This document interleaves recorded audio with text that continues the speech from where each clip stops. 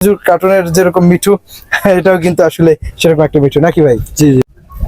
Hello everyone, কেমন আছেন সবাই? আমি আবু মুসা। আজকে চলে আসলাম বরগুনার সার্কিট হাউস থেকে, এবং আসলে আজকের কিন্তু বিকালটা খুবই সুন্দর, এবং এই সুন্দর বিকালটা উপভোগ করতে করতে কিন্তু চলে আসলাম বরগুনার সার্কিট হাউসে। এবং এখানে একটা কিন্তু পার্ক হচ্ছে নতুন করে, যেটা হচ্ছে বরগুনা জেলার ডিসি পার্ক। এবং এই আসলে এই সুন্দর জায়গায় আমি আরো একটি সুন্দর কিন্তু জিনিস আজকে চোখে পড়লো, সেটা আপনাদের সাথে শেয়ার করছি।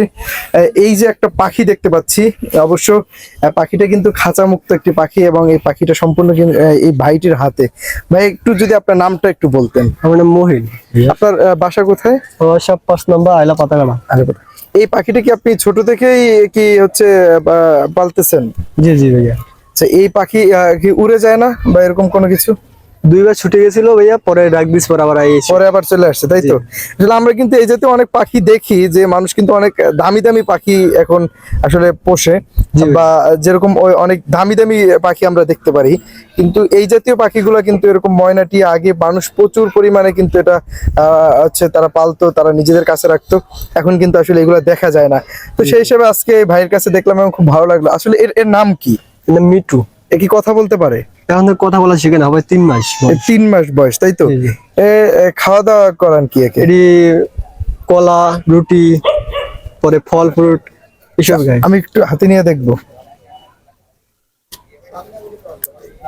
আসলে খুবই সুন্দর কিন্তু পাখিটি, এবং এই জাতীয় জিনিস কিন্তু এখন এভাবে দেখা যায় না। এবং বিশেষ করে যখন আমি এই মাঠটাতে আসি, সার্কিট হাউসের মতো একটা জায়গায় এরকম একটা সুন্দর একটা জিনিস কিন্তু আসলেই খুবই অসাধারণ। এবং এই পাখিটা কিন্তু একেবারে তার সাথে সাথেই আছে, এবং সে যেখানে যাচ্ছে গাড়িতে বা হচ্ছে রেস্টুরেন্টে, বাসায়, যেখানে এসে থাকতেছে তার সাথেই কিন্তু থাকতেছে।